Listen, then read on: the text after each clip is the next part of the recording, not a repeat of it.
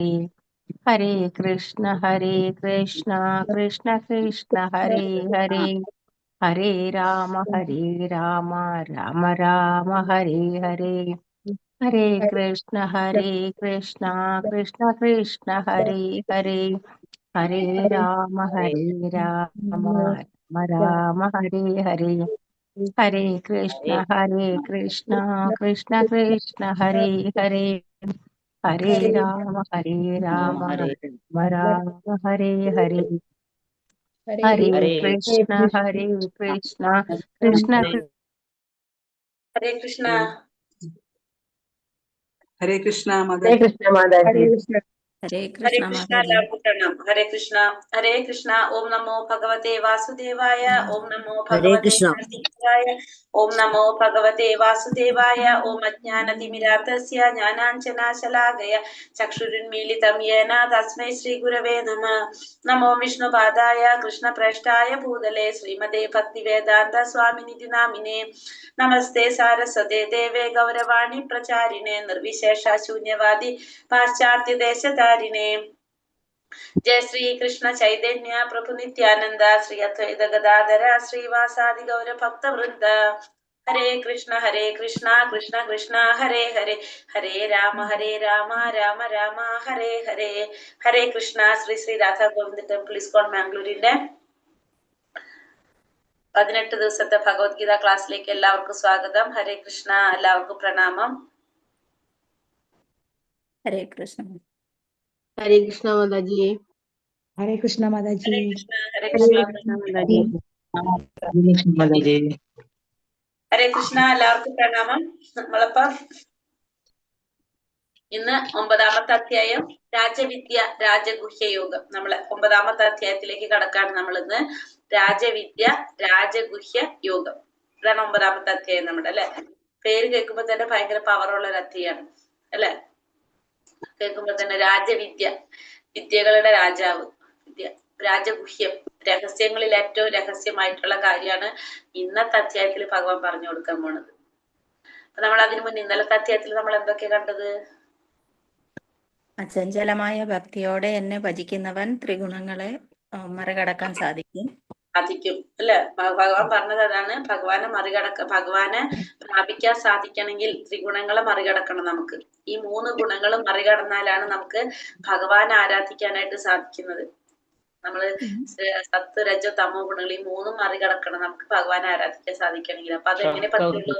ഭക്തി കൊണ്ട്, അചഞ്ചലമായ ഭക്തി കൊണ്ടാണ് അത് സാധിക്കുന്നത്. പിന്നെ വേറെന്ത് കണ്ടു നമ്മള്? ബ്രഹ്മത്തെ കുറിച്ച്. ബ്രഹ്മം എന്നാൽ എന്താണ്?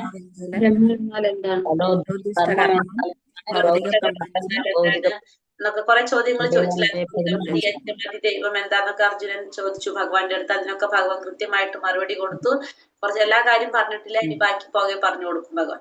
പിന്നെ വേറെന്താ പറഞ്ഞത്? നമ്മള് ഇന്നലത്തെ അധ്യായത്തില് ഭഗവാന്റെ ലോകത്തെ കുറിച്ചും ഭഗവാന്റെ ധാമത്തെ കുറിച്ച് പറഞ്ഞു, അല്ലെ? ഭഗവാന്റെ ധാമത്തെ കുറിച്ചും ഭൗതിക ലോകത്തെ കുറിച്ച് പറഞ്ഞു. 2 തമ്മിലുള്ള വ്യത്യാസം പറഞ്ഞു, അല്ലെ? നമ്മുടെ ഭൗതിക പ്രപഞ്ചം എന്ന് പറയുന്നത് ദുഃഖാലയമാണെന്നും ഭഗവാന്റെത് എന്താണ്? അക്ഷയമെന്നും ശാശ്വതം എന്താണ്? അക്ഷയമെന്നും വേദാന്തികൾ അക്ഷയം എന്ന് പറയുന്നത്, അല്ലെ? ചെന്ന് കഴിഞ്ഞാൽ പ്രാപ്യസ്ഥാനം ചെന്ന് കഴിഞ്ഞാൽ തിരിച്ചു പോരാണ്ടതാണ് എന്ത്? ഭഗവാന്റെ ലോകം എന്ന് ഭഗവാൻ പറഞ്ഞു തന്നു. പിന്നെന്താ നമ്മൾ ഇന്നലെ കണ്ടത്? മരണസമയത്ത് ഭഗവാനെ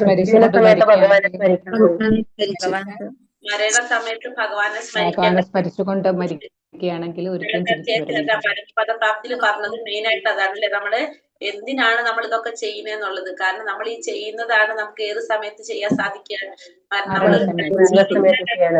ിക്കാൻ പറ്റും, അല്ലെ? നമ്മളിപ്പോ ഹരേ കൃഷ്ണ ഒരാഴ്ച നമ്മൾ ക്ലാസ്സിൽ കയറി ഹരേ കൃഷ്ണ എന്ന് പറഞ്ഞ് നമ്മളിപ്പോ ആരോ നമ്മൾ എന്ത് പറയും? ഹരേ കൃഷ്ണ എന്ന് പറയും. നമ്മളത് ശീലിക്കുമ്പോഴാണ് നമുക്കത് പറയാൻ സാധിക്കുന്നത്, അല്ലെ? അല്ലാണ്ട് പെട്ടെന്ന് ഒരു ദിവസം കൊണ്ട് നമുക്ക് പറയാൻ പറ്റില്ല. അപ്പൊ അതുകൊണ്ടാണ് ഭഗവാൻ എന്ത് പറയണത്? ഭഗവാൻ പ്രാർത്ഥിക്കാൻ പറയണത്, ആരാധിക്കാൻ പറയണത്. എന്തുകൊണ്ടാണ് ഭഗവാനെ എപ്പോഴും ഭഗവാനെ സ്മരിക്കണത്? ഇപ്പൊ നമ്മ ചെയ്തുകൊണ്ടിരുന്ന സമയത്ത് നമുക്കത് അറിയില്ല നമ്മുടെ സമയം എപ്പോഴാന്നുള്ളത്, അല്ലെ? പക്ഷെ നമ്മളത് ചെയ്തുകൊണ്ടിരിക്കുമ്പോ ആ സമയത്ത് നമുക്ക് സ്മരിക്കാൻ സാധിക്കും. അപ്പൊ നമ്മൾ വിചാരിക്കും നമുക്ക് അറിയില്ലല്ലോ അപ്പോഴൊന്ന്.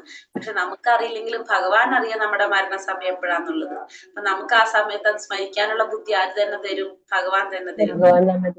എപ്പോഴും നമ്മൾ ഭഗവാനെ വിളിച്ചുകൊണ്ടിരുന്ന ഭഗവാൻ അറിയാലോ നമ്മളെ സമയം ഏത് സമയം വരെയാണ് നമ്മൾ ഉള്ളതെന്ന്. അപ്പൊ നമ്മൾ അതുകൊണ്ട് നമ്മൾ എന്ത് ചെയ്തുകൊണ്ടിരിക്കണം? ഭഗവാനെ നമ്മള് എപ്പോഴും നമ്മൾ ഭഗവാനെ ഓർക്കണം. സതതം കീർത്തി, ഇന്നത്തെ അധ്യായത്തിലെ പറഞ്ഞ സതതം കീർത്തയത്വം, എപ്പോഴും നമ്മൾ എന്ത് ചെയ്യണം? ഭഗവാനെ കീർത്തിച്ചുകൊണ്ട് ഇരിക്കണം. അപ്പൊ നമുക്ക് ഇന്നത്തെ അധ്യായം 9ാമത്തെ അധ്യായത്തിലേക്ക് കടക്കാം. രാജവിദ്യ രാജഗുഹ്യയോഗം 9ാമത്തെ അധ്യായം. രാജവിദ്യ എന്ന് വെച്ചാല് വിദ്യകളുടെ വിദ്യ എന്ന് വെച്ചാൽ നമ്മൾ ചെയ്യുന്ന പ്രവൃത്തികളുടെ ഏറ്റവും ശ്രേഷ്ഠമായ ഒരു പ്രവൃത്തി, പിന്നെ രഹസ്യങ്ങളിൽ ഏറ്റവും രഹസ്യമായിട്ടുള്ള കാര്യം, അതാണ് നമ്മൾ ഈ അധ്യായത്തിൽ പറയുന്നത്. എന്താണത്? നമ്മൾ പറഞ്ഞ രീതി വെച്ചിട്ട് നമുക്ക് മനസ്സിലായിട്ടുണ്ടാവില്ല എന്താണ് അത്. ഏറ്റവും നമ്മൾ ചെയ്യുന്നതിൽ ഏറ്റവും ശ്രേഷ്ഠമായ കർമ്മം ഭക്തി, ഭഗവത് സേവ, ഭക്തിയുടെ സേവനാണ്. ഇന്നത്തെ അധ്യായത്തിൽ ഭഗവാൻ ഭക്തിയുടെ സേവനത്തെ കുറിച്ചാണ് ഇവിടെ പറയുന്നത്. ഏറ്റവും ശ്രേഷ്ഠമായ കർമ്മം എന്ന് പറയുന്നത് എന്താണ്? ഭക്തിയുടെ സേവനം എന്നാണ് ഈ അധ്യായത്തില് പറയുന്നത്.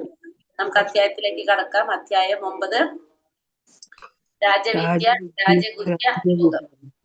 എന്താണ് അർത്ഥം?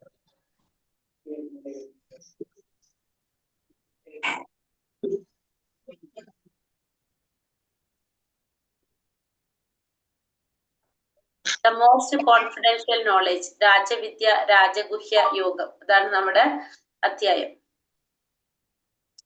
ശ്ലോകം വായിക്കാം.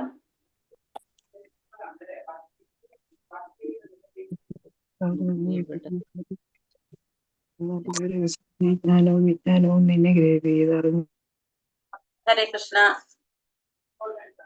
ചില ശ്ലോകങ്ങൾ വായിക്കും. ഇതിൽ കുറച്ചധികം ശ്ലോകങ്ങൾ ആഡ് ചെയ്തിട്ടുണ്ട്. അപ്പൊ നമ്മളെ അധ്യായം കുറച്ച് പ്രധാനപ്പെട്ട അധ്യായമായതുകൊണ്ട്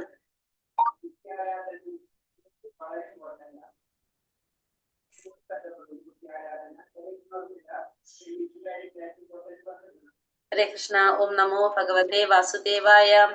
ശ്രീ ഭഗവാനുവാച ഇതം തൂതേ ഗുഹ്യതമം പ്രവിക്ഷ്യാമ്യാനസൂയവേ ജ്ഞാനം വിജ്ഞാന സഹിതം യജ്ഞാത്വ മോക്ഷ്യസേ ശുഭാത്. ഭഗവാൻ പറഞ്ഞു, പ്രിയപ്പെട്ട അർജുന, നീ ഒരിക്കലും എന്നിൽ അസൂയാലുവായിട്ടില്ല. അതിനാൽ അതീവ രഹസ്യമായ ഈ ജ്ഞാനവും വിജ്ഞാനവും നിന്നെ ഗ്രഹിപ്പിക്കാം. ഇതറിഞ്ഞാൽ നിനക്ക് ജീവിത ക്ലേശങ്ങളിൽ നിന്ന് മുക്തനാകാനായിട്ട് സാധിക്കും. അപ്പൊ അർജുനന് ഭഗവാൻ എന്തുകൊണ്ടാണ് ഈ രഹസ്യമായ ജ്ഞാനം പറഞ്ഞു കൊടുക്കണെന്ന് പറയണം.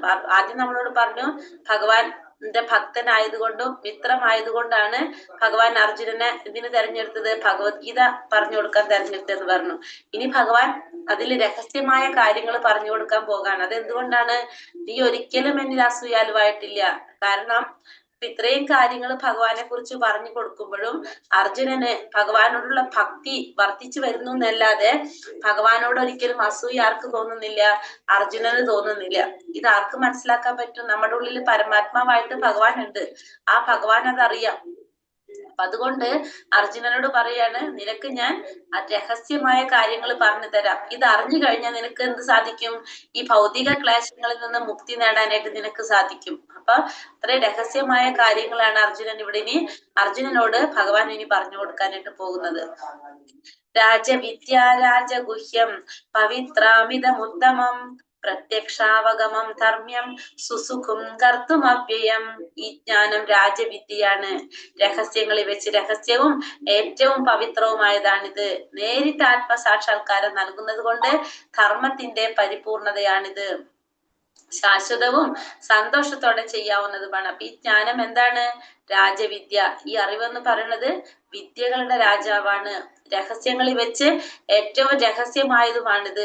പിന്നെ അത് പവിത്രമായിട്ടുള്ളതുമാണ്. നേരിട്ട് ആത്മസാക്ഷാത്കാരം നൽകുന്നതാണിത്. ധർമ്മത്തിന്റെ പരിപൂർണതയാണിത്. ശാശ്വതവും സന്തോഷത്തോടെ ചെയ്യാവുന്നതുമാണ്. അപ്പൊ ഈ പറയുന്നത് എന്തിനെ കുറിച്ചാണ്? നമ്മുടെ ഭക്തിയുടെ സേവനത്തെ കുറിച്ചാണ് ഇവിടെ പറയുന്നത്. എന്താ പറഞ്ഞ രാജവിദ്യയാണ് ഈ പറയുന്നത്. നമ്മള് ഈ ജ്ഞാനം എന്ന് പറഞ്ഞ രാജവിദ്യയാണ്. രഹസ്യങ്ങളിൽ വെച്ച് രഹസ്യമായിട്ടുള്ളതും പവിത്രമായിട്ടുള്ളതുമാണത്. ഈ ചെയ്യുന്നത് കൊണ്ട് എന്താണ്? ഭഗവത് സേവനത്തിൽ നിരതനായിരിക്കുമ്പോൾ നമുക്ക് എന്താണ്? നേരിട്ട് നമുക്ക് എന്ത് കിട്ടുന്ന പറയുന്നത്? ആത്മസാക്ഷാത്കാരം നൽകാൻ സാധിക്കുന്നതാണ്. അതായത് പ്രത്യക്ഷാവഗമം ധർമ്മം എന്ന് പറയാം. പ്രത്യക്ഷത്തിൽ തന്നെ നമുക്ക് അതിന്റെ ഫലം മനസ്സിലാക്കാനായിട്ട് സാധിക്കും. നമ്മളിപ്പോ ഒരു 10 ദിവസം 15 ദിവസം നമ്മൾ കണ്ടിന്യൂസ് ആയിട്ട് നമ്മൾ നാമം ജപിക്കാൻ തുടങ്ങി കഴിഞ്ഞാൽ നമുക്ക് അതിന്റെ ഫലം നമുക്ക് നേരിട്ട് മനസ്സിലാക്കാനായിട്ട് സാധിക്കും. പിന്നെന്താണ്, അത് ധർമ്മത്തിന്റെ പരിപൂർണതയാണ് എന്ത്, ഈ ഭക്തിയുടെ സേവനം. കാരണം മനുഷ്യന്റെ പരമമായ ധർമ്മം എന്താണ്, ഭഗവത് സേവനമാണ്. ഭഗവാന്റെ സേവനം ചെയ്യാന്നുള്ളതാണ് മനുഷ്യന്റെ പരമമായ ധർമ്മം. അത് ശാശ്വതവുമാണ്, സന്തോഷത്തോടെ ചെയ്യാവുന്നതുമാണ്. നമുക്കത് സ്ഥിരമായിട്ടുള്ളതും സന്തോഷത്തോടെ ചെയ്യാൻ സാധിക്കുന്നതുമാണ് എന്ത്, ഈ സേവനം എന്ന് പറയുന്നത്. ഇനി ഇവിടെ അടുത്ത അതിൽ പറയുന്നത്, ഇത് ആർക്ക് സാധിക്കില്ല ചെയ്യാനായിട്ട്, ഭക്തിയുത സേവനത്തിൽ വിശ്വാസമില്ലാത്തവർക്ക്. അപ്പൊ ഈ ഭക്തിയുത സേവനത്തെ കുറിച്ചാണ് ഇവിടെ പറയുന്നത്. ഈ ഭക്തിയുത സേവനത്തിൽ വിശ്വാസമില്ലാത്തവർക്ക് എന്ത് സാധിക്കില്ല, ഭഗവാനെ പ്രാപിക്കാനായിട്ട് സാധിക്കില്ല. അപ്പൊ നമ്മൾ എന്തിനെ കുറിച്ചാണ് പറയുന്നത്, ഭക്തിയുടെ സേവനത്തെ കുറിച്ചാണ് ഇവിടെ പറയുന്നത്. പക്ഷെ അതിൽ വിശ്വാസം ഇല്ലാത്തവർക്ക്, ഇപ്പൊ നമ്മൾ ഈ പറയുന്ന പോലെ ഈ ഭക്തിയുടെ സേവനം ചെയ്താല് അങ്ങനെയൊക്കെ ഉണ്ടെന്ന് വിശ്വസിക്കാത്തവർക്ക് ഭഗവാനെ പ്രാപിക്കാനും സാധിക്കില്ല. നമ്മൾ വിചാരിക്കില്ല പിന്നെ 10 ദിവസം കൊണ്ട് നാമം ചൊല്ലിയാലല്ല ഇത്രയൊക്കെ മാറ്റം വരാൻ പോണെന്ന്. അങ്ങനെ ചിന്തിക്കുന്നവർക്ക് ഭഗവാനെ പ്രാപിക്കാനായിട്ട് സാധിക്കില്ല. ഹേ ശത്രുഞ്ജയ, അതുകൊണ്ട് അവർ ഈ ഭൗതിക ലോകത്തിൽ ജനന മരണങ്ങളുടെ വഴിയിലേക്ക് തന്നെ വീണ്ടും എത്തുന്നു. അപ്പൊ അങ്ങനെയുള്ളവർക്ക് എന്ത് സംഭവിക്കും, വീണ്ടും ഈ ഭൗതിക ലോകത്തില് ജനന മരണങ്ങളുടെ വഴിയിലേക്ക് തന്നെ അവർ വീണ്ടും എത്തപ്പെടാണ് ചെയ്യുന്നതെന്ന് ആരോട് പറയാണ്, ശത്രുഞ്ജയ. ശത്രുവിനെ ജയിക്കുന്ന ആരാണ്, അർജുനൻ. അർജുനനോട് പറഞ്ഞു കൊടുക്കാണ് ഭഗവാൻ. അവ്യക്തമായ രൂപത്തിൽ ഞാൻ ഈ പ്രപഞ്ചമെമ്പാടും വ്യാപിച്ചു നിൽക്കുന്നു. സർവഭൂതങ്ങളും എന്നിലാണ് നിലനിൽക്കുന്നത്. സർവഭൂതങ്ങളും എന്നിലാണ്, ഞാൻ അവയിലല്ല സ്ഥിതി ചെയ്യുന്നത്. അപ്പൊ ഭഗവാൻ എങ്ങനെയാണ് ഈ പ്രപഞ്ചം മുഴുവൻ നിറഞ്ഞു നിൽക്കുന്നതെന്ന് ഭഗവാൻ പറയാണ്. എങ്ങനെയാണ്, അവ്യക്തമായ രൂപത്തില്. നമുക്ക് കാണാൻ സാധിക്കില്ല ഭഗവാനെ, പക്ഷെ ഭഗവാൻ ഈ പ്രപഞ്ചം മുഴുവൻ വ്യാപിച്ചു നിൽക്കാണ്. ഭഗവാൻ എല്ലാ ഭൂതങ്ങളും ഭഗവാനിലാണ് സ്ഥിതി ചെയ്യുന്നത്, പക്ഷെ ഭഗവാൻ അതിലല്ല സ്ഥിതി ചെയ്യുന്നത്. നമ്മള് 7ാമത്തെ അധ്യായത്തിൽ പറഞ്ഞില്ലേ, മുത്തുകൾ നൂലിന്മേൽ എന്ന പോലെ എല്ലാം എന്നിൽ ഇണക്കി കോർക്കപ്പെട്ടിരിക്കുന്നു. അവിടെ ആ നൂലാണ് ആര്, ഭഗവാൻ. നമ്മള് ഭഗവാനെ കാണുന്നില്ല, പക്ഷെ നമുക്ക് എന്ത് മാത്രം കാണുന്നു, മുത്ത് മാത്രം കാണുന്നു. അതേപോലെ തന്നെ ഇവിടെയും എന്താണ്, ഈ അവ്യക്തമായ രൂപത്തില് ഭഗവാൻ അവ്യക്തനാണ്. നമുക്ക് ഭഗവാനെ കാണാൻ സാധിക്കും. ഭഗവാൻ അവ്യക്തനല്ല, നമ്മുടെ ഇന്ദ്രിയങ്ങള് പൂർണ്ണത അല്ലാത്തത് കൊണ്ട്, നമ്മുടെ ഇന്ദ്രിയങ്ങള് അപൂർണമായത് കൊണ്ട് നമുക്ക് കാണാൻ സാധിക്കില്ല എന്ന് മാത്രം. ഭഗവാനെ നമ്മുടെ ഇന്ദ്രിയങ്ങൾ കൊണ്ട് കാണാൻ സാധിക്കില്ല. ഭഗവാൻ ഈ പ്രപഞ്ചം മുഴുവൻ വ്യാപിച്ചു നിൽക്കാണ്. എല്ലാതും ഭഗവാനിലാണ് നിലനിൽക്കുന്നത്, പക്ഷെ ഭഗവാൻ അതിലല്ല നിലനിൽക്കുന്നത്. അപ്പൊ നമുക്ക് കാണാൻ സാധിക്കില്ല എന്ന് മാത്രമേ ഉള്ളൂ. ഭഗവാൻ അവ്യക്തമാണ്, ഭഗവാൻ ഒരു രൂപമുണ്ട്, പക്ഷെ നമ്മുടെ ഇന്ദ്രിയങ്ങള് അപൂർണമായതുകൊണ്ട് നമുക്ക് സാധിക്കുന്നില്ല. അഥ ശ്രീകൃഷ്ണ നാമാധി ഭാവേദ്ഗ്രാഹ്യമിന്ദ്രിയൈഹി സേവോന്മുഖോ ഹി ജിഹ്വാതോ സ്വയമേവാ സ്ഫുരത്യതഃ എന്നാണ് ഭക്തിരസാമൃത സിന്ധു പ്രകാരം പറയുന്നത്. അതായത് നമ്മുടെ ഇന്ദ്രിയങ്ങള് ഭക്തിയുടെ സേവനം ചെയ്ത് എപ്പോഴാണ് പരിശുദ്ധമാകുന്നത്, അപ്പൊ നമുക്ക് എന്ത് സാധിക്കും, ഭഗവാനെ കാണാനായിട്ട് നമുക്ക് സാധിക്കും. സൃഷ്ടിജാലങ്ങളൊന്നും എന്നിൽ സ്ഥിതി ചെയ്യുന്നില്ല. എന്റെ യോഗാ പ്രഭാവം നോക്കൂ. സർവഭൂതങ്ങളുടെയും പരിപാലകനും സർവവ്യാപിയുമാണെങ്കിലും ഞാൻ ഈ പ്രത്യക്ഷ പ്രപഞ്ചത്തിന്റെ ഒരു അംശമല്ല, മറിച്ച് ഞാനാണ് ഈ പ്രപഞ്ചത്തിന്റെ ഉത്ഭവസ്ഥാനം. ഇവിടെ പറയുന്നത് സൃഷ്ടിജാലങ്ങളൊന്നും എന്നിൽ സ്ഥിതി ചെയ്യുന്നില്ല. അപ്പൊ ഒന്നും ഭഗവാനിലല്ല സ്ഥിതി ചെയ്യുന്നത്. എല്ലാം ത്തിന്റെ പരിപാലകനും സർവവ്യാപിയുമാണെങ്കിലും ഈ പ്രപഞ്ചത്തിന്റെ ഒരു അംശമല്ല ഞാൻ, മറിച്ച് ഞാനാണ് ഈ പ്രപഞ്ചത്തിന്റെ ഉത്ഭവസ്ഥാനം. ഇപ്പൊ ഭഗവാൻ പറയുന്നത്, ഭഗവാൻ ഈ പ്രപഞ്ചത്തിന്റെ ഒരു അംശമല്ല, ഭഗവാനിൽ നിന്നാണ് എന്ത് ഉത്ഭവിച്ചത്, ഈ പ്രപഞ്ചം ഉത്ഭവിച്ചത് ഭഗവാനിൽ നിന്നാണ്. അല്ലാണ്ട് ഭഗവാന്റെ അംശമല്ലത്, ഭഗവാനിൽ നിന്നാണ് ഈ പ്രപഞ്ചം ഉത്ഭവിച്ചത്. പിന്നെ അടുത്ത ശ്ലോകത്തിൽ ഭഗവാൻ നമുക്കത് എങ്ങനെയാ മനസ്സിലാക്കി തരുന്നത്, 6ാമത്തെ ശ്ലോകത്തിൽ പറയുന്നത്, ആകാശത്തിൽ സ്ഥിതി ചെയ്തത് കൊണ്ട് തന്നെ ശക്തിയുള്ള കാറ്റ് എല്ലായിടത്തും സഞ്ചരിക്കുന്നു. അതുപോലെ സർവ്വ സൃഷ്ടികളും എക്കാലത്തും എന്നിലാണ് വിശ്രമിക്കുന്നത്. അപ്പൊ ആകാശത്തിൽ സ്ഥിതി ചെയ്യുന്നത് കൊണ്ട് കാറ്റ്, നമുക്ക് കാറ്റിനെങ്ങനെ നമുക്ക് മനസ്സിലാക്കാൻ സാധിക്കുക, കാറ്റിന്റെ ആ ഒരു സാന്നിധ്യം നമുക്ക് അറിയാൻ സാധിക്കുന്നത് എങ്ങനെയാണ്, ചലനത്തിലൂടെ, വസ്തുക്കളുടെ പദാർത്ഥങ്ങളുടെ ചലനത്തിലൂടെയാണ് നമുക്ക് എന്ത് മനസ്സിലാക്കാൻ സാധിക്കുക, കാറ്റുണ്ടെന്ന് മനസ്സിലാക്കാൻ സാധിക്കുക. പക്ഷെ ആ കാറ്റ് എവിടെ തന്നെയാണ് സ്ഥിതി ചെയ്യുന്നത്, എപ്പോഴും ആകാശത്തിൽ തന്നെയാണ് കാറ്റ് സ്ഥിതി ചെയ്യുന്നത്. അതിന്റെ അപ്പുറത്തേക്ക് അത് കടക്കുന്നില്ല കാറ്റ്. അതേപോലെയാണ് എല്ലാ സൃഷ്ടികളും എല്ലാ കാലത്തും ആരിൽ തന്നെയാണ് വിശ്രമിക്കുന്നത്, ഭഗവാനിൽ തന്നെയാണ് വിശ്രമിക്കുന്നത്. അപ്പൊ ഈ ആകാശത്തിലുള്ള കാറ്റ് ആ എന്താ പറയാ അതിന്റെ ചലനം നമുക്ക് അവിടുത്തെ പദാർത്ഥങ്ങളുടെ ചലനം മനസ്സിലാക്കാൻ സാധിക്കുന്ന അവിടെ കാറ്റുണ്ടെന്ന് നമുക്ക് മനസ്സിലാകുമ്പോഴാണ്. പക്ഷെ അതൊരിക്കലും എവിടേക്ക് കടക്കുന്നില്ല, ആകാശത്തിൽ നിന്ന് ഇപ്പുറത്തേക്ക് വരുന്നില്ല. അത് ആകാശത്തിൽ തന്നെയാണ് അത് എപ്പോഴും സ്ഥിതി ചെയ്യുന്നത്. അതേപോലെ തന്നെയാണ് എന്ത് പറയുന്നത്, ഭഗവാനില് എല്ലാതും സൃഷ്ടികളും എല്ലാതും ആരിൽ തന്നെയാണ് വിശ്രമിക്കുന്നത്, ഭഗവാനിൽ തന്നെയാണ് എല്ലാ സൃഷ്ടികളും വിശ്രമിക്കുന്നത്. അടുത്തതില് പറയണത് പ്രപഞ്ച പ്രവർത്തനം എന്റെ അധീനതയിലാണ്, എന്റെ ഇച്ഛയ്ക്കനുസരിച്ച് അത് വീണ്ടും വീണ്ടും ആവിർഭവിക്കുകയും ഒടുവിൽ തിരോഭവിക്കുകയും ചെയ്യുന്നു. അപ്പൊ ഈ പ്രപഞ്ചത്തിന്റെ പ്രവർത്തനം ആരുടെ അധീനതയിലാണ്, ഭഗവാന്റെ തന്നെ അധീനതയിലാണ്. അപ്പൊ ഭഗവാന്റെ ഇച്ഛയ്ക്കനുസരിച്ചാണ് അത് വീണ്ടും ആവിർഭവിക്കുകയും തിരോഭവിക്കുകയും ചെയ്യുന്നത്. അപ്പൊ നമ്മൾ പറഞ്ഞില്ലേ, ഭൗതിക പ്രപഞ്ചത്തിന്റെ പ്രവർത്തനത്തിന് വേണ്ടിയിട്ട് 3 വിഷ്ണുമൂർത്തി രൂപങ്ങൾ ഉണ്ടാവും എന്ന് പറഞ്ഞു നമ്മള്. ഏതൊക്കെയാണ്?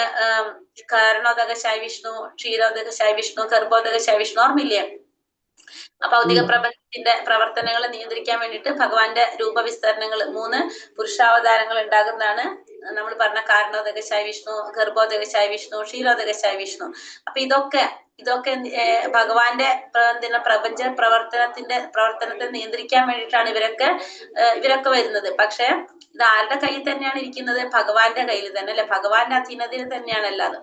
ഭഗവാന്റെ ഇച്ഛയ്ക്ക് അനുസരിച്ചാണ് അത് വീണ്ടും വീണ്ടും ആവിർഭവിക്കുകയും തിരോഭവിക്കുകയും ചെയ്യുന്നത്. അപ്പൊ ഭഗവാന്റെ ഇച്ഛയ്ക്ക് അനുസരിച്ച് ഇതെന്താണ്, ആവിർഭവിക്കുകയും ചെയ്യുന്നു, തിരോഭവിക്കുകയും ചെയ്യുന്നു. അതായത് നമ്മളൊരു ശ്വാസം വിടുന്ന പോലെ ഭഗവാൻ ഒരു ശ്വാസം വിടുമ്പോഴാണ് ഈ പ്രപഞ്ചം ഉണ്ടാകുന്നത്.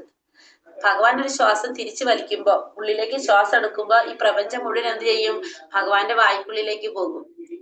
തിരിച്ച് പിന്നെ ശ്വാസം വിടുമ്പോ വീണ്ടും പ്രപഞ്ചം ഉണ്ടാകും, വീണ്ടും ശ്വാസം വലിക്കുമ്പോ അത് ഇല്ലാതാകുകയും ചെയ്യും. അങ്ങനെയാണ് എന്ത് സംഭവിക്കുന്നത്, ഈ പ്രപഞ്ചത്തിന്റെ ആവിർഭാവവും തിരോഭാവവും ഒക്കെ സംഭവിക്കുന്നത്. ഇത് ചെയ്യുന്നത് അതിനൊരു സമയമുണ്ട്, ഒരു പീരീഡ് ഉണ്ട്, നമുക്ക് പിന്നീട് പറയാം.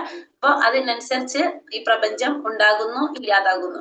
ഇവിടെ പറയുന്നത്, അടുത്ത ശ്ലോകത്തിൽ ഭഗവാൻ പറയുന്നത് എന്താണ്? ധനഞ്ജയ, ഈ കർമ്മങ്ങൾക്കൊന്നും തന്നെ എന്നെ ബന്ധിക്കുവാൻ കഴിയില്ല. പക്ഷെ ഞാൻ ഇങ്ങനെ കുറെ പ്രവർത്തികൾ ചെയ്യുന്നുണ്ടെങ്കിലും ഇതുകൊണ്ടൊന്നും എന്ത് ചെയ്യാൻ സാധിക്കില്ല, എന്നെ ബന്ധിക്കാൻ സാധിക്കില്ല. ഒരു ഭൗതിക പ്രവർത്തനങ്ങളോടും ബന്ധപ്പെടാതെ ഉദാസീനനെ പോലെ സ്ഥിതി ചെയ്യുകയാണ് ഞാൻ. അപ്പൊ ഞാൻ ഇതായിട്ടൊന്നും യാതൊരു ബന്ധവുമില്ല. ഞാൻ എങ്ങനെയാണ്, എല്ലാത്തിനും മാറിയിട്ടാണ് ഞാൻ സ്ഥിതി ചെയ്യുന്നത്. ഒന്നിനായിട്ട് എനിക്ക് യാതൊരുവിധ എന്താ പറയാ അറ്റാച്ച്മെന്റ് ഇല്ല, വിരക്തിയാണെന്ന് പറയാം. എല്ലാത്തിനോടും ഞാൻ എങ്ങനെയാണ്, ഒന്നിനായിട്ട് ഒരു ബന്ധം ഇല്ലാത്ത രീതിയിലാണ് ഞാൻ സ്ഥിതി ചെയ്യുന്നത്. ഉദാസീനനെ പോലെയാണ് ഞാൻ സ്ഥിതി ചെയ്യുന്നത്. അപ്പൊ എല്ലാതും ചെയ്യുന്നത് ഞാനാണ്. പക്ഷെ ഈ കർമ്മങ്ങൾക്കൊന്നും എന്നെ ബന്ധിക്കാൻ കഴിയില്ല. ഒരു പ്രവർത്തനങ്ങളോടും ബന്ധപ്പെടാതെ ഞാൻ ഉദാസീനനെ പോലെ എല്ലാം പ്രവർത്തിക്കുന്നു എന്നല്ലാതെ ഒന്നുമായിട്ടും എനിക്ക് എന്തില്ല, യാതൊരുവിധ അടുപ്പവും ഇല്ല. അങ്ങനെയാണ് ഞാൻ എല്ലാ പ്രവർത്തികളും ചെയ്യുന്നത്, ഞാൻ എല്ലാത്തിലും സ്ഥിതി ചെയ്യുന്നതെന്ന് ഭഗവാൻ ഇവിടെ പറയുന്നു. അടുത്ത ശ്ലോകത്തിലായിട്ട് ഭഗവാൻ പറയാണ്, മയത്യേക്ഷേണ പ്രകൃതി സൂയതേ സചരാചരം ഹേതുനാനേന കൗന്ദേയ ജഗത് വിപരിവർത്തതേ. അല്ലയോ കുന്തിപുത്ര, എന്റെ ശക്തി വിശേഷങ്ങളിൽ ഒന്നായ ഈ ഭൗതിക പ്രകൃതി എന്റെ നിർദ്ദേശങ്ങൾ അനുസരിച്ച് ചരാചരങ്ങളെല്ലാം സൃഷ്ടിക്കുന്നു. ഈ നിയമങ്ങൾ അനുസരിച്ച് വീണ്ടും വീണ്ടും പ്രപഞ്ചം സൃഷ്ടിക്കുകയും സംഹരിക്കപ്പെടുകയും ചെയ്യുന്നു. അപ്പൊ അല്ലയോ കുന്തിപുത്ര, എന്റെ ശക്തി വിശേഷങ്ങളിൽ ഒന്നായിട്ടുള്ള ഈ ഭൗതിക പ്രകൃതി എന്റെ നിർദ്ദേശങ്ങൾക്കനുസരിച്ചാണ് എന്ത് ചെയ്യുന്നത്, ഈ ചരാചരങ്ങളെല്ലാം സൃഷ്ടിക്കുന്നതും ചെയ്യുന്നത്. ഈ നിയമം അനുസരിച്ച് വീണ്ടും വീണ്ടും പ്രപഞ്ചം സൃഷ്ടിക്കുകയും സംഹരിക്കുകയും ചെയ്യുന്നു എന്നാണ് പറഞ്ഞപ്പോ ഭഗവാന്റെ ശക്തി വിശേഷങ്ങളിൽ ഒന്നായിട്ടുള്ള ഈ ഭൗതിക പ്രകൃതി ഭഗവാന്റെ നിർദ്ദേശത്തിനനുസരിച്ച്, അപ്പം എല്ലാത്തിന്റെയും ഭൗതിക പ്രപഞ്ചത്തിന്റെ നിയന്ത്രണം ആരുടെ കയ്യിലാണ്? ഭഗവാന്റെ കയ്യിലാണ്. ഭഗവാന്റെ രൂപവിസ്തരണങ്ങളായിട്ടുള്ള 3 വിഷ്ണുമൂർത്തികളിലൂടെയാണ് അത് ഭഗവാൻ ചെയ്യുന്നത്. അപ്പോ ഭഗവാന്റെ നിർദ്ദേശത്തിനനുസരിച്ച് ഈ ഭൗതിക പ്രകൃതി എന്ത് ചെയ്യും? ഈ ചരാചരങ്ങളെല്ലാം സൃഷ്ടിക്കും. എന്നിട്ട് ഭഗവാന്റെ നിയമം അനുസരിച്ച് വീണ്ടും പ്രപഞ്ചം സൃഷ്ടിക്കുന്നു, സംഹരിക്കപ്പെടുകയൊക്കെ ചെയ്യണം. അപ്പൊ എല്ലാം നടക്കുന്നത് ആരുടെ നിയന്ത്രണത്തിലാണ്? ഭഗവാന്റെ തന്നെ നിയന്ത്രണത്തിലാണ്. അവജാനന്തി മാ മൂഢ മാനുഷീം തനുമാശ്രിതം പരം ഭാവമജാനന്തോ മമ ഭൂതാ മഹേശ്വരം. പക്ഷേ മനുഷ്യരൂപത്തിൽ അവതരിക്കുന്ന എന്നെ മൂഢന്മാർ നിന്ദിക്കുന്നു. എല്ലാറ്റിനും ഈശ്വരനായ എന്റെ അതീന്ദ്രിയ സ്വഭാവം അവർക്ക് അറിഞ്ഞുകൂടാ. അപ്പൊ മനുഷ്യരൂപത്തിൽ അവതരിക്കുന്ന എന്നെ മൂഢന്മാര് നിന്ദിക്കും. മൂഢന്മാരെ വിചാരം എന്താണ്? മനുഷ്യരൂപത്തിൽ ഭഗവാനെ കാണുമ്പോ ഭഗവാൻ മനുഷ്യനാണെന്നാണ് അവർ ചിന്തിക്കുന്നത്. കാരണം അവർക്ക് എന്തറിയില്ല, ഭഗവാന്റെ അതീന്ദ്രിയ സ്വഭാവം അവർക്ക് അറിയാത്തത് കൊണ്ട് അവര് ഭഗവാനെ നിന്ദിക്കുകയാണ് ചെയ്യുന്നത്. അവരെ മനുഷ്യനായിട്ട് ഭഗവാനെ കാണുന്നു. അപ്പൊ ഭഗവാനെ നമ്മൾ ഒരിക്കലും എങ്ങനെ കാണാൻ പാടില്ല, മനുഷ്യരൂപത്തിൽ മനുഷ്യനായിട്ട് കാണാൻ സാധിക്കില്ല. ഭഗവാൻ ആരാണ്? അതീന്ദ്രിയനാണ് ഭഗവാൻ. നമ്മളെ പോലെയല്ല ഭഗവാൻ. പക്ഷെ ഭഗവാന്റെ അതീന്ദ്രിയമായ സ്വഭാവം മനസ്സിലാക്കാത്തവര് ഭഗവാനെ എങ്ങനെ കാണും? സാധാരണ വെറും ഒരു മനുഷ്യനായിട്ടാണ് ഭഗവാനെ കാണുന്നത്. ബ്രഹ്മസംഹിതയിൽ പറയുന്നുണ്ട്, ഈശ്വര പരമാകൃഷ്ണ സച്ചിദാനന്ദ വിഗ്രഹ അനാദിരാതിർ ഗോവിന്ദ സർവകാരണ കാരണെന്ന്. പക്ഷെ അതങ്ങനെ കണക്കാക്കാൻ ആർക്ക് സാധിക്കില്ല? ഈ മൂഢന്മാർക്ക് സാധിക്കില്ല. അവര് ഭഗവാന്റെ അതീന്ദ്രിയ സ്വഭാവം അറിയാത്തത് കൊണ്ട് അവര് ഭഗവാനെ എങ്ങനെ കാണുന്നു? സാധാരണ ഒരു മനുഷ്യരൂപത്തില് കാണുന്നു. മോഘാശ മോഘ കർമാണോ മോഘജ്ഞാന വിചേതസഃ രാക്ഷസീം ആസുരീം ചൈവ പ്രകൃതി മോഹിനീം ശ്രുതഃ. ഇങ്ങനെ മോഹിതരായവർ ആസുരങ്ങളും നിരീശ്വരവാദ പരങ്ങളുമായ ആശയങ്ങളാൽ ആകൃഷ്ടരാകുന്നു. ആ വ്യാമോഹാവസ്ഥയിൽ മുക്തിയെക്കുറിച്ചുള്ള പ്രതീക്ഷകളും ഫലോദിഷ്ട കർമ്മങ്ങളും ജ്ഞാനാർജനവും എല്ലാം പാഴായി പോകും. അപ്പൊ ഇങ്ങനെ മോഹിതരായവര് ആസുരങ്ങളും നിരീശ്വരവാദ പരങ്ങളുമായിട്ടുള്ള ആശയങ്ങൾ കൊണ്ട് ആകർഷകരാകുന്നു. ഈ വ്യാമോഹാവസ്ഥയില് മുക്തിയെ കുറിച്ചുള്ള പ്രതീക്ഷകളും ഫലോദിഷ്ട കർമ്മങ്ങളും ജ്ഞാനാഞ്ജനവും എല്ലാം അവരെന്താണ്? ജ്ഞാനം ആർജിച്ചതെല്ലാം അവരെ പാഴായിട്ട് പോകും. എങ്ങനെയുള്ളവരെ കുറിച്ചാണ് പറയണത്? ഇതില് മോഹിതരായി കഴിഞ്ഞാൽ, അതായത് അസുര സ്വഭാവത്തിലുള്ളവര്, ആസുരിക രീതിയിലുള്ളവര് ആ വ്യാമോഹം കൊണ്ട് അങ്ങനത്തെ രീതിയിൽ മോഹിതരായി കഴിഞ്ഞാൽ ഈ നിരീശ്വരവാദികളായിട്ടുള്ള പ്രവർത്തനങ്ങളിലും അവർക്ക് ആകർഷകരാകാനും ആ വ്യാമോഹാവസ്ഥയില് അവര് മുക്തിക്ക് വേണ്ടിയിട്ട് അല്ലെങ്കിൽ ഫലോദിഷ്ട കർമ്മങ്ങളൊക്കെ ചെയ്തിട്ടുണ്ടാവും അതിനു വേണ്ടിയിട്ട്. അതൊക്കെ അവരതിനു വേണ്ടി ചെയ്ത പ്രവർത്തികളൊക്കെ എന്താണ്? അതൊക്കെ പാഴായിട്ട് പോകും. നേരെ മറിച്ച് ഇവിടെ എന്താ പറയണത്? മഹാത്മനസ്തു മാം പാർത്ഥ ദൈവീം പ്രകൃതി ആശ്രിതഃ ഭജന്ത്യാനന്ന മനസ്സോ ജ്ഞാത്വാ ഭൂതാദിമവ്യയം. അല്ലയോ പാർത്ഥ, വ്യാമോഹം ബാധിക്കാത്ത വിശിഷ്ടാത്മാക്കൾ ദൈവിക പ്രകൃതിയാൽ സുരക്ഷിതരാണ്. സർവഭൂതങ്ങൾക്കും ആദി കാരണവും അവ്യയനമാണ്, അവ്യയനമായ പരമപുരുഷനാണ് ഞാനെന്നറിഞ്ഞുകൊണ്ട് അവർ എപ്പോഴും ഭക്തിപൂർവം എന്റെ സേവനത്തിൽ മുഴുകുന്നു. ഇനി അടുത്തതിൽ എന്താ പറയണത്? വ്യാമോഹം ബാധിക്കാത്ത വിശിഷ്ടാത്മാക്കളെ കുറിച്ച്. കഴിഞ്ഞ ശ്ലോകത്തിൽ നമ്മൾ പറഞ്ഞത് വ്യാമോഹം ബാധിച്ചവരെ കുറിച്ചാണ് പറഞ്ഞത് അല്ലെ. ആസുര്യങ്ങളും നിരീശ്വരമായിട്ടുള്ള കാര്യങ്ങളിൽ ആകർഷകരാകുന്നത്. അപ്പൊ അവര് നേടിയത് മുഴുവൻ അവർക്ക് നഷ്ടപ്പെട്ടു പോകും. ഇവിടെ പറയുന്നത് വ്യാമോഹം ബാധിക്കാത്ത വിശിഷ്ടാത്മകളെ കുറിച്ച് ഇവിടെ പറയുന്നത്.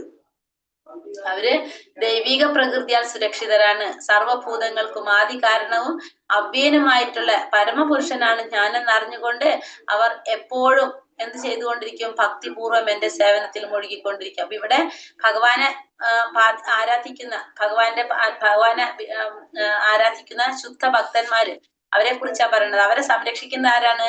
ഭഗവാന്റെ ദൈവിക പ്രകൃതി. ദൈവിക പ്രകൃതിയാലാണ് അവർ സുരക്ഷിതരായിരിക്കുന്നത്. ദൈവിക പ്രകൃതി എന്ന് പറയുന്നത് ഭഗവാന്റെ അന്തരംഗ ശക്തിയായിട്ടുള്ള രാധാറാണിയാണ്. അപ്പൊ അന്തരംഗ ശക്തിയാൽ ഹ്ലാദിനി ശക്തി എന്ന് പറയും. അവരാൽ സുരക്ഷിതരാണ് ആര്? ഭഗവാന്റെ ശുദ്ധ ഭക്തന്മാര്. അപ്പൊ അവര് ഭഗവാന്റെ സർവഭൂതങ്ങൾക്കും ആദി കാരണനാണ്, അവ്യനാണ് ഭഗവാൻ, പരമദിവ്യോത്തമ പുരുഷൻ എന്ന് മനസ്സിലാക്കിക്കൊണ്ട് അവരെന്ത് ചെയ്തുകൊണ്ടിരിക്കും? ഭക്തിപൂർവം അവര് ഭഗവാന്റെ സേവനങ്ങൾ ചെയ്തുകൊണ്ടേയിരിക്കും.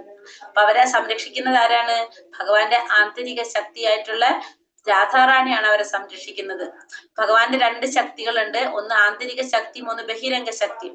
അന്തരംഗ ശക്തി എന്ന് പറയുന്നത് രാധാറാണി, അല്ലെങ്കിൽ അതിനെ നമ്മള് യോഗമായ എന്ന് പറയും. യോഗമായ ആന്തരിക ശക്തി, അതാണ് രാധാറാണി. പിന്നെ രണ്ടാമത്തത് ബഹിരംഗ ശക്തി. ബഹിരംഗ ശക്തി എന്ന് പറയുന്നത് മഹാമായ അല്ലെങ്കിൽ ദുർഗാദേവി, അതാണ് ഭഗവാന്റെ ബഹിരംഗ ശക്തി എന്ന് പറയുന്നത്. അപ്പൊ ഇവിടെ ഈ ദുർഗാദേവി ബഹിരംഗ ശക്തിയാണ് ആരെ സംരക്ഷിക്കുന്നത്? നമ്മൾ ഈ പറഞ്ഞ ഈ വ്യാമോഹം ബാധിച്ചവരുണ്ടല്ലോ, ആസുരങ്ങളും നിരീശ്വരവുമായിട്ടുള്ള പ്രവർത്തനങ്ങൾ ഏർപ്പെട്ടുകൊണ്ടിരിക്കുന്നത്, അവരെ ആരാണ് സംരക്ഷിക്കുന്നത്? നമ്മൾ ഭൗതിക ലോകത്തിലാണ്. ഈ ഭൗതിക ലോകം എന്ന് പറയുന്നത് മായാലോകമാണ്. അവിടെ ആരാണ് അവിടെ നിയന്ത്രിക്കുന്നത്?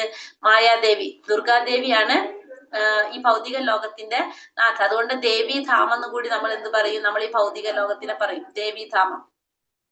അപ്പൊ ഈ ഭൗതിക ലോകത്തിലുള്ളവരെ, അല്ലെങ്കിൽ നമ്മൾ ഈ പെത്താത്മാക്കളെ ആരാണ് സംരക്ഷിക്കുന്നത്? മായാദേവി, അതായത് ദുർഗാദേവി. ആരാണ് ഈ പെത്താത്മാക്കള്? നമ്മൾ ആരാണ്?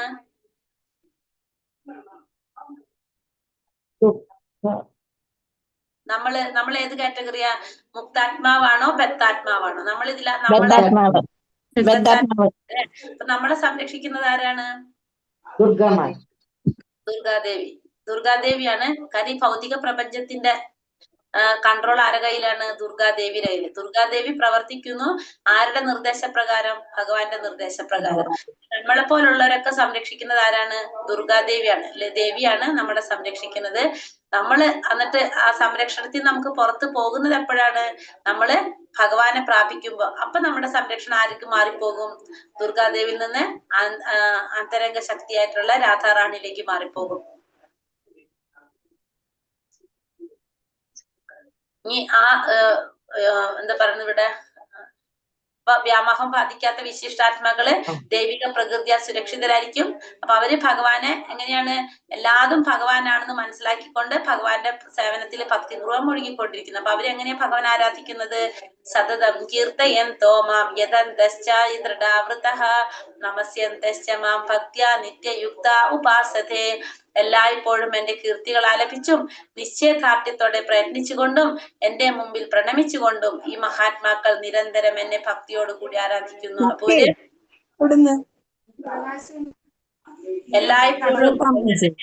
എല്ലായ്പ്പോഴും കീർത്തികൾ ആലപിച്ചുകൊണ്ട്, സതതം കീർത്തയന്തോമാം എന്ന് പറഞ്ഞ എല്ലായ്പ്പോഴും എന്റെ കീർത്തികൾ ആലപിച്ചും നിശ്ചയദാർഢ്യത്തോടെ പ്രയത്നിച്ചുകൊണ്ടും എന്റെ മുമ്പിൽ പ്രണമിച്ചുകൊണ്ടും ഈ മഹാത്മാക്കൾ നിരന്തരം എന്നെ ഭക്തിയോടുകൂടി ആരാധിക്കുന്നു. അപ്പൊ എല്ലായ്പ്പോഴും കീർത്തികൾ ആലപിക്കുന്നു, നിശ്ചയദാർഢ്യത്തോടെ പ്രയത്നിച്ചുകൊണ്ട് എന്റെ മുന്നിൽ പ്രണമിച്ചുകൊണ്ടും അവര് നിരന്തരം മഹാത്മാക്കൾ ഭക്തിയോടുകൂടി ഭഗവാനെ ആരാധിച്ചുകൊണ്ടേയിരിക്കുന്നു.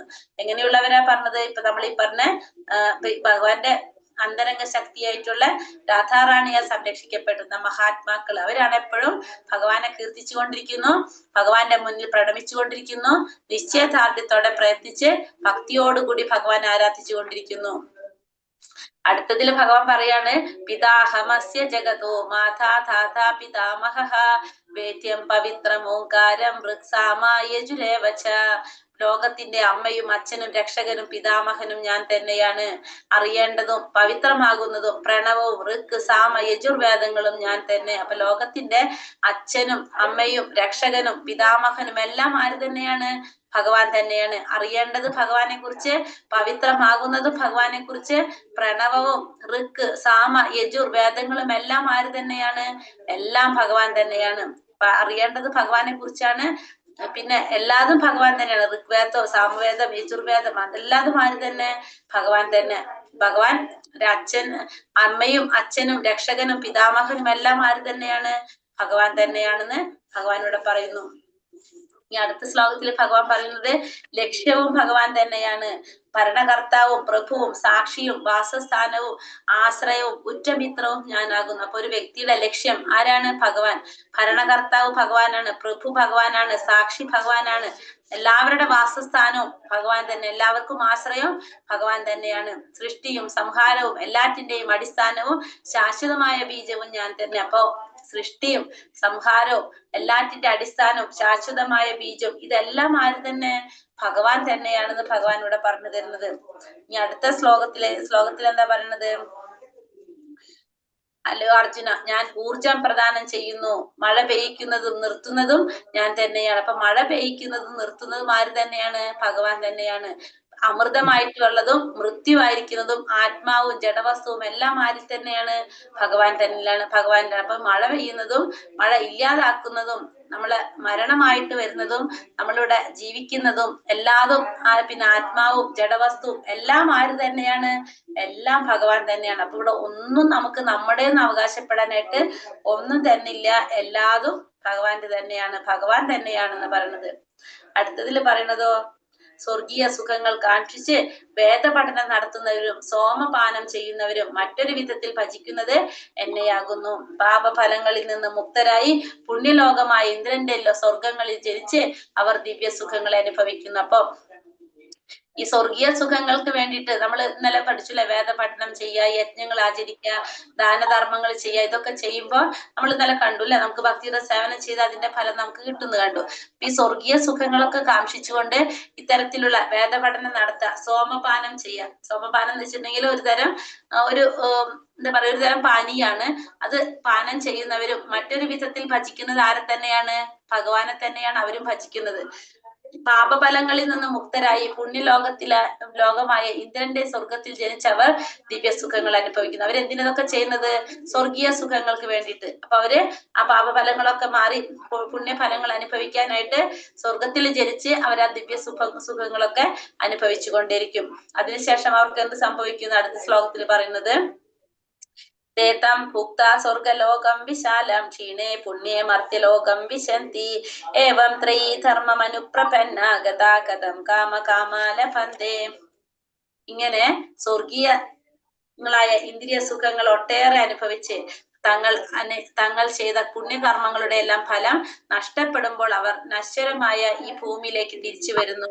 വേദത്രയ പ്രമാണങ്ങൾ ഉറപ്പിച്ചു നിൽക്കുന്ന സുഖാനുഭോഗ അന്വേഷികൾക്ക് ജന്മമൃത്യു പരമ്പരയല്ലാതെ മറ്റൊന്നും കിട്ടാനില്ല. അപ്പൊ ഇങ്ങനെ സ്വർഗീയ സുഖങ്ങളെല്ലാം അനുഭവിച്ച് കുറെ നാള് നമ്മൾ ചെയ്ത പുണ്യത്തിന്റെ ഫലങ്ങളൊക്കെ അനുഭവിച്ച് അതൊക്കെ നമുക്ക് നഷ്ടപ്പെട്ടു പോകുമ്പോ നമ്മൾ വീണ്ടും എവിടേക്ക് തിരിച്ചു വരേണ്ടി വരും?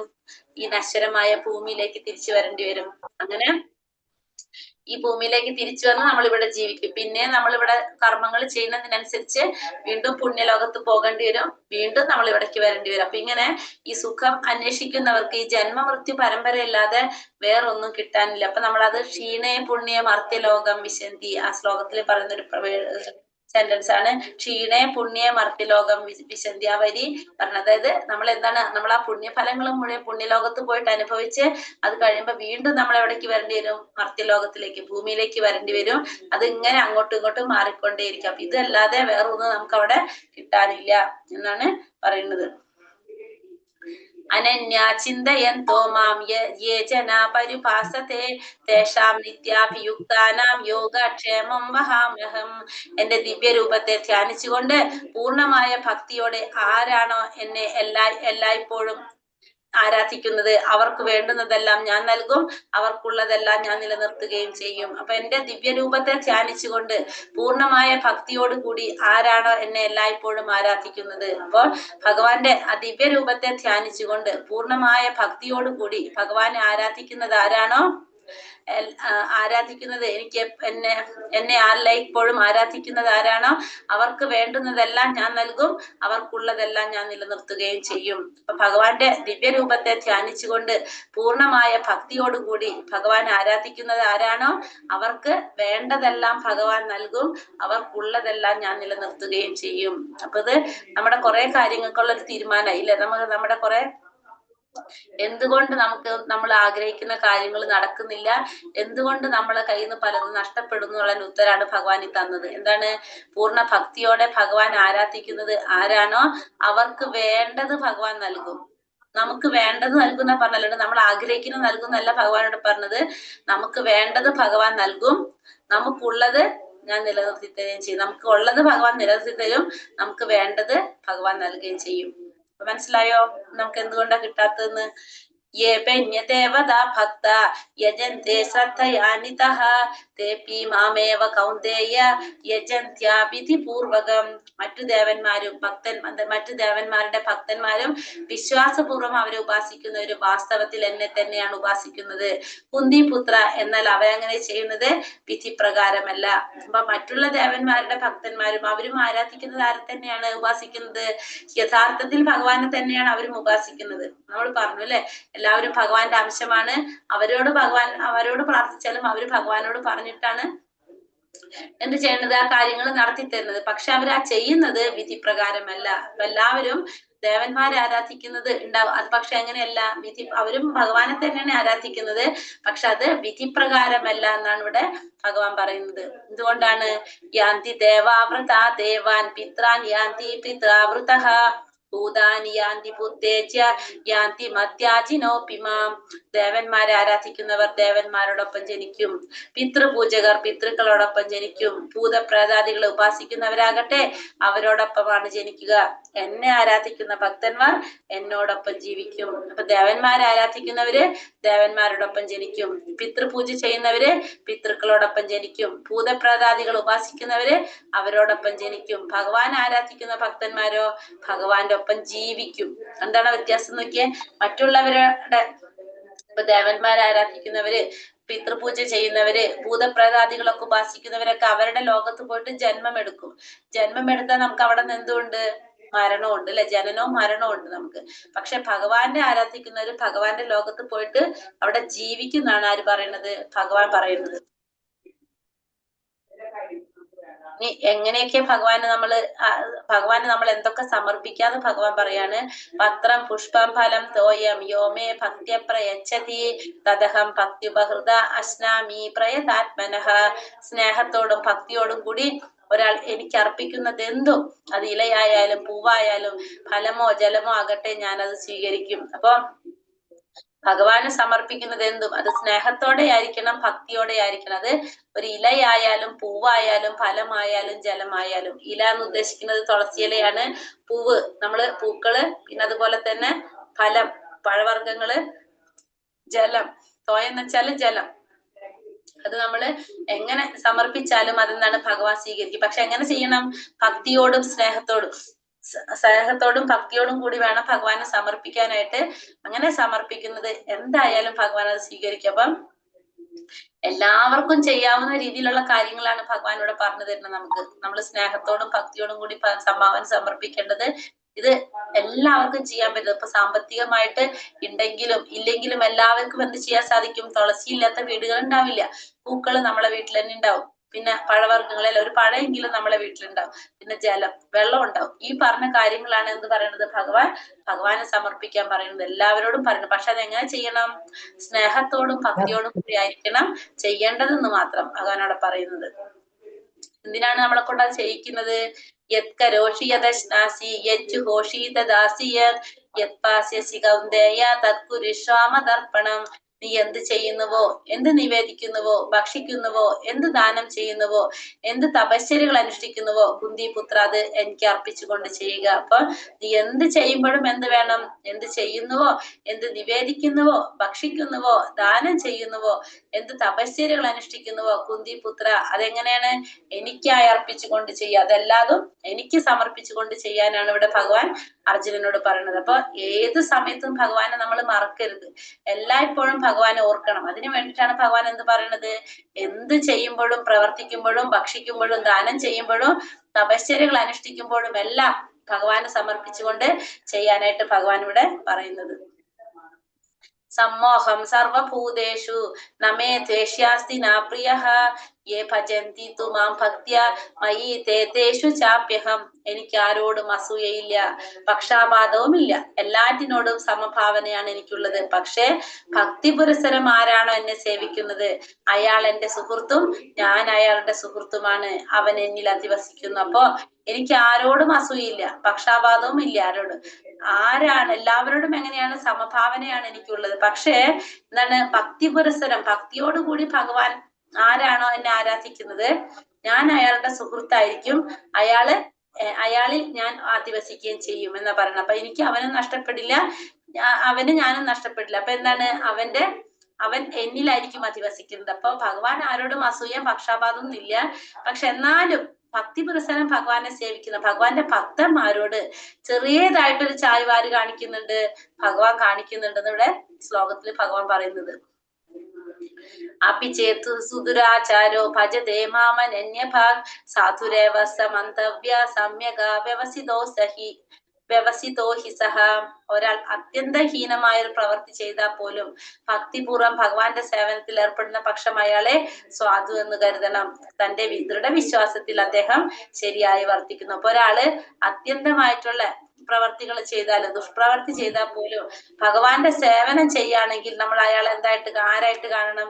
സാധുവായിട്ട് കരുതണം. കാരണം അദ്ദേഹത്തിന് ദൃഢവിശ്വാസത്തില് ശരിയായ രീതിയിൽ വർത്തിക്കുന്നവനാണ് അദ്ദേഹം. അപ്പൊ ഒരാള് അത്യന്തം ഹീനമായിട്ടുള്ള ഒരു ദുഷ്കർമ്മം ചെയ്താലും ഭക്തിപൂർവ്വം ഭഗവാന്റെ സേവനത്തിൽ ഏർപ്പെടുന്ന പക്ഷം അയാളെ നമ്മള് സാധുവായിട്ടാണ് നമ്മൾ കരുതേണ്ടത്. കാരണം അയാളുടെ ദൃഢവിശ്വാസത്തിൽ അയാൾ ശരിയായിട്ട് വർത്തിക്കുന്നൊക്കെയാണ്. ചിലപ്പോ നമ്മുടെ സാഹചര്യങ്ങൾ കൊണ്ടായിരിക്കാം. ഭക്തൻ ഒരിക്കലും എന്ത് ചെയ്യില്ല? ദുഷ്പ്രവർത്തികൾ ചെയ്യില്ല. ഇപ്പൊ നമ്മള് അങ്ങനത്തെ എന്തെങ്കിലും ഒരു സിറ്റുവേഷൻ വരുമ്പോഴായിരിക്കും ആരത് ചെയ്യേണ്ടി വരുന്നത്? ആ വ്യക്തി അത് ചെയ്യേണ്ടി വരുന്നത്. പക്ഷെ ഭഗവാന്റെ സേവനത്തിൽ ഏർപ്പെടുന്ന പക്ഷം എന്ത് സാധിക്കും?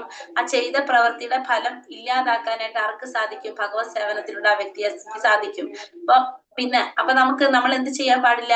ആ വ്യക്തിയെ നമ്മള് ഹീനനായിട്ട് ഒറ്റപ്പെടുത്തി നമുക്ക് കാണാൻ പാടില്ല. കാരണം ഒരിക്കലും ഒരു ഭക്തൻ അങ്ങനെ ചെയ്യില്ല. അങ്ങനെ ചെയ്യുന്നതിന്റെ കാരണം എന്തായിരിക്കും? അതിന്റെ ആ സാഹചര്യത്തിൽ അതായിരിക്കണം ചെയ്യേണ്ടത്. പക്ഷെ അത് നമുക്ക് മനസ്സിലാക്കാൻ സാധിക്കണമെന്നില്ല. അപ്പൊ അതുകൊണ്ട് ഒരിക്കലും നമ്മൾ എന്ത് ചെയ്യാൻ പാടില്ല?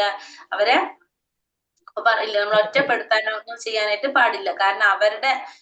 കാരണം തന്റെ ദൃഢവിശ്വാസത്തിൽ അദ്ദേഹം ശരിയായി വർത്തിക്കുന്ന വ്യക്തിയായിരിക്കും. ക്ഷിപ്രം ഭവതി. 30ാമത്തെ ശ്ലോകമായിരുന്നോ? ഏത്? ഇപ്പൊ പറഞ്ഞത് 30ാമത്തെ ശ്ലോകമായിരുന്നോ? അതെ അതെ അതെ അതെ. അടുത്തതിൽ എന്താ പറയണത്? ക്ഷിപ്രം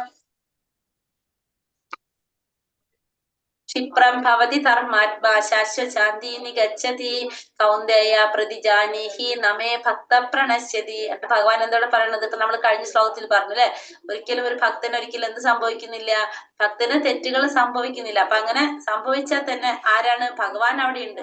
ആ ഭഗവാനകത്ത് തിരുത്തി കൊടുക്കാനായിട്ട് ആർക്ക് സാധിക്കും? ഭഗവാൻ അത് സാധിക്കും. അപ്പൊ നമ്മളെ ചിലപ്പോ രീതിയിലായിരിക്കും എന്ത് തോന്നുന്നത്? ആ ഭക്തൻ ചെയ്ത് തെറ്റാണെന്ന് നമുക്ക് തോന്നുന്നത്.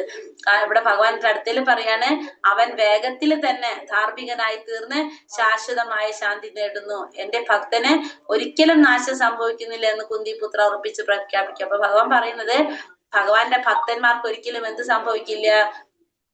നാശം സംഭവിക്കുന്നില്ല എന്ന് കുന്തിപുത്ര അർജുനനോട് പറയാണ് നീ പ്രഖ്യാപിക്കാൻ. ഭഗവാൻ അല്ല അവിടെ പറയുന്നത്, അർജുനനോടാണ് ഇവിടെ പറയണത്. എന്ത്? എന്റെ ഭക്തന് ഒരിക്കലും നാശം സംഭവിക്കുന്നില്ല എന്ന് ഉറപ്പിച്ച് പ്രഖ്യാപിക്കും. എന്തുകൊണ്ടാണ് ഭഗവാൻ അർജുനനെ കൊണ്ട് പറയിപ്പിക്കുന്നത്? ഇത്രയും കാര്യങ്ങൾ ഭഗവാനല്ലേ പറഞ്ഞത്. അപ്പൊ ഇത് മാത്രം അർജുനനോട് എന്തുകൊണ്ടാ പറയാൻ പറയുന്നത് ഭഗവാൻ?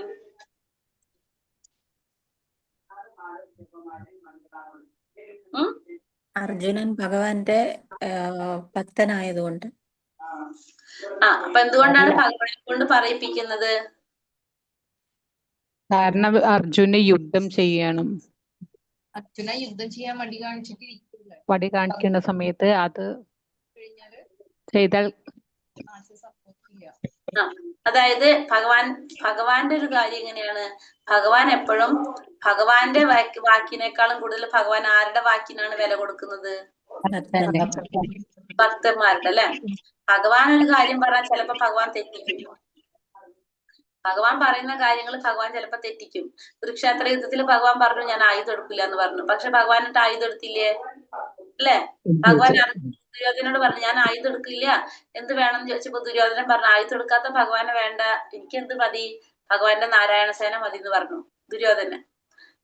എന്നിട്ട് ഭഗവാൻ അവിടെ ആയുധം എടുത്തു. ആർക്ക് വേണ്ടി ആയുധം എടുത്തത്?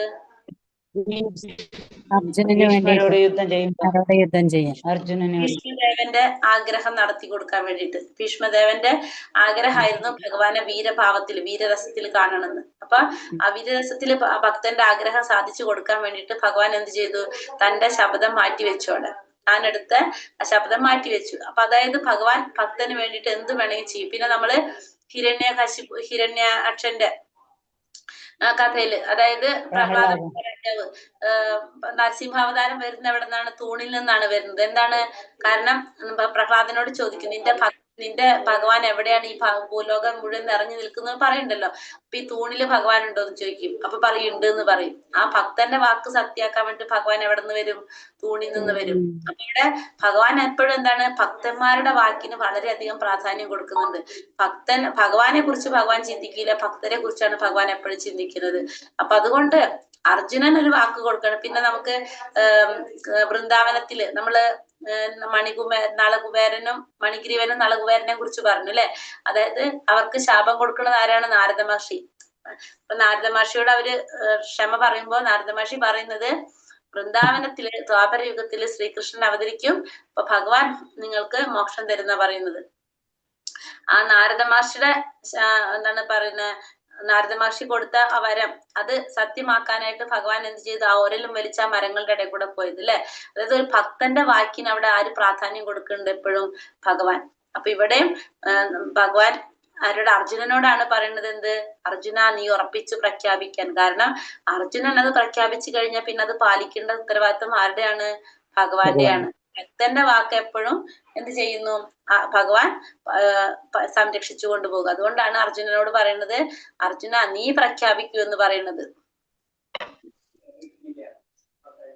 മാഹി പാർത്ഥവ്യപാശ്രിത്യ യേപി സ്വാപാപയോനയഃ സ്ത്രിയോ വൈശ്യാസ്തഥാ ശൂദ്രാസ് പാർത്ഥ, എന്നെ ആശ്രയിക്കുന്നവർ അധമകുലത്തിൽ പിറന്നവരോ സ്ത്രീകളോ കച്ചവടക്കാരോ ശൂദ്രരോ ആരായാലും ശരി പരമപദം പ്രാപിക്കും. അപ്പൊ ഭഗവാനെ ആശ്രയിക്കുന്നവർ ആരായാലും, അധമകുലത്തിൽ പിറന്നവർ ആരായിക്കോട്ടെ, സ്ത്രീകളായിക്കോട്ടെ, കച്ചവടക്കാരായിക്കോട്ടെ, അധമകുലത്തിൽ പിറന്നവരായിക്കോട്ടെ, ശൂദ്രരായിക്കോട്ടെ, ആരായാലും അവർക്ക് എന്ത് സാധിക്കും? പരമപദം പ്രാപിക്കാനായിട്ട് സാധിക്കുമെന്നാണ് പറയുന്നത്. അപ്പൊ ആരായാലും, ഭഗവാനെ ആശ്രയിക്കുന്നവരാരായാലും അവർക്ക് ഭഗവാനെ പ്രാപിക്കാനായിട്ട് സാധിക്കും. മന്മനാഭവ മത്ഭക്ത മത്യാജീമാ നമസ്കുരു മാമൈ വൈശ്യസി യുക്തൈവ ആത്മാനം മത്പരായണഃ. എന്നിൽ മനസ്സുറപ്പിക്കുക, എന്റെ ഭക്തനാവുക, എന്നെ ആരാധിക്കുകയും പ്രണമിക്കുകയും ചെയ്യുക. എന്നിൽ തന്നെ മുഴുകിയിരിക്കുന്നത് കൊണ്ട് നീ തീർച്ചയായും എന്നെ പ്രാപിക്കും, സംശയമില്ല. അപ്പൊ ഭഗവാൻ പറയുന്നതാണ്, ഭഗവാനിൽ മനസ്സുറപ്പിക്കുക, ഭഗവാന്റെ ഭക്തനാവുക, ഭഗവാനെ ആരാധിക്കുകയും പ്രണമിക്കുകയും ചെയ്യുക.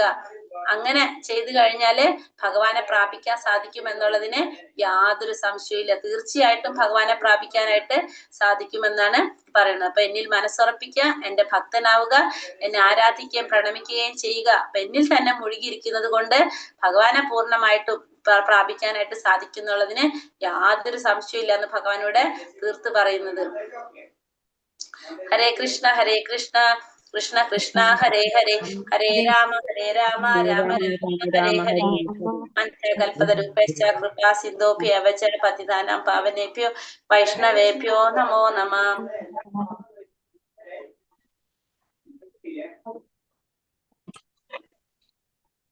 अनंत कोटि वैष्णव वृंद की जय, श्रील प्रभुपाद की जय, गुरुदेव की जय, निताय ഗുരുപ്രമാനന്ദേ. ഹരി ഹരി പുർ. ഹരേ കൃഷ്ണ. അപ്പൊ നമ്മള് ക്വസ്റ്റ്യൻ ആൻസർ നോക്കാം. അപ്പൊ എന്തെങ്കിലും ഉണ്ടെങ്കിൽ നമുക്ക് പറയാം.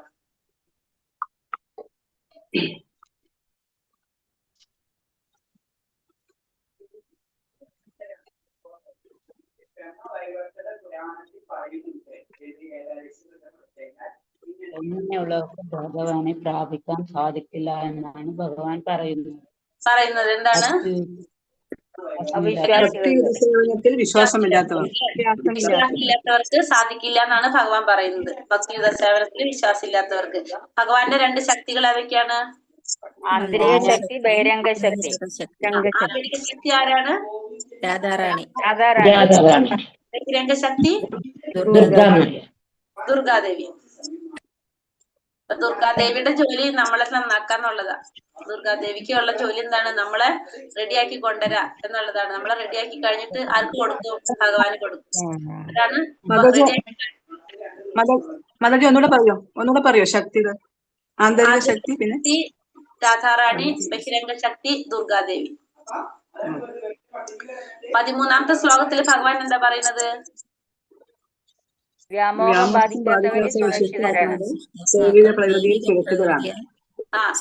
വ്യാമോഹം ബാധിക്കാത്തവര്, വ്യാമോഹം എന്ന് വെച്ചിട്ടുണ്ടെങ്കിൽ തെറ്റു ശരിയൊന്നും ഇല്ലാത്ത അവസ്ഥ അല്ലെ, അതില്ലാത്തവര് ആരാണ്?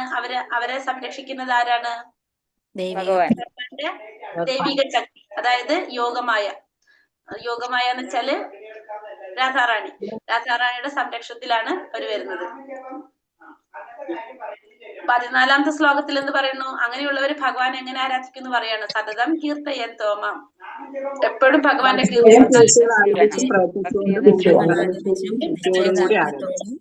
ഭഗവാൻ ആരാധിച്ചുകൊണ്ടിരിക്കുന്നതാണ് 14ാമത്തെ ശ്ലോകത്തില് പറയുന്നത്.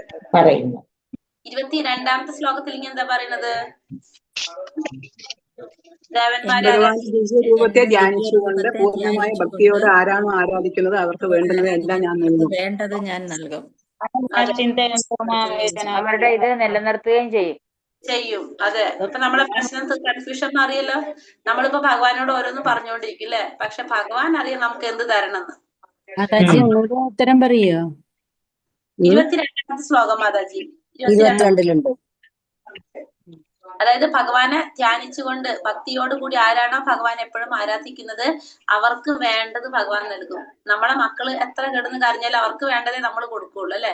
അതേപോലെ തന്നെയാണ് ഭഗവാൻ. നമ്മളെ പിതാവാണ് ഭഗവാൻ. നമ്മൾ ഇന്നലെ മിഞ്ഞാന്ന് പഠിച്ചില്ലേ, അഹം ബീജപ്രദാപിത. നമുക്ക് ബീജം പ്രധാനം. അപ്പൊ നമ്മുടെ അച്ഛനാണ് ഭഗവാൻ. നമ്മൾ മക്കളോട് ചെയ്യുന്ന പോലെ തന്നെ നമ്മൾ ഭഗവാനോട് എത്ര കരഞ്ഞാലും നമുക്ക് എന്താണോ വേണ്ടതെന്ന് ആർക്കറിയാം? അച്ഛനറിയാം. അത് മാത്രമേ ഭഗവാൻ തരുള്ളൂ. നമ്മൾ എത്ര തലകുത്തി കിടന്ന് കരഞ്ഞിട്ട് ഒരു കാര്യം ഉണ്ടാവില്ല. പിന്നെ നമുക്ക് ആവശ്യമുള്ളത് തരുകയും ചെയ്യും, നമുക്ക് വേണ്ടത് നിലനിർത്തി തരുകയും ചെയ്യും, ഉള്ളത് നമ്മൾ നിലനിർത്തി തരുകയും ചെയ്യും ഭഗവാൻ. പിന്നെന്താണ് അടുത്ത ചോദ്യം? അടുത്ത് 25-ൽ എന്താണ് പറഞ്ഞത്? എന്താ പറഞ്ഞത്? ദേവന്മാരെ ആരാധിക്കുന്നവർ ആരാധിക്കുന്നവര് ദേവന്മാരോടൊപ്പം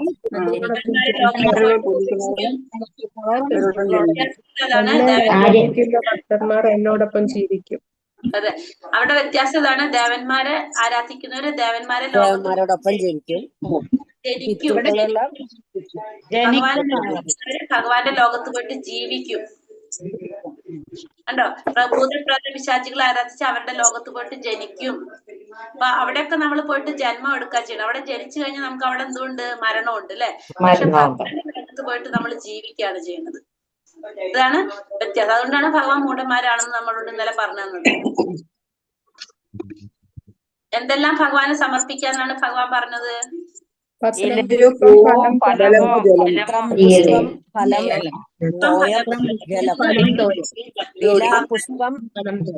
ഫലം തോയം, പത്രം, പുഷ്പം, ഫലം, തോയം ഭഗവാന് സമർപ്പിക്കാതാണ് ഭഗവാൻ നമ്മളോട് പറഞ്ഞു തന്നത്. ഈ 27ാമത്തെ ശ്ലോകത്തിൽ എന്താ ഭഗവാൻ പറഞ്ഞത്?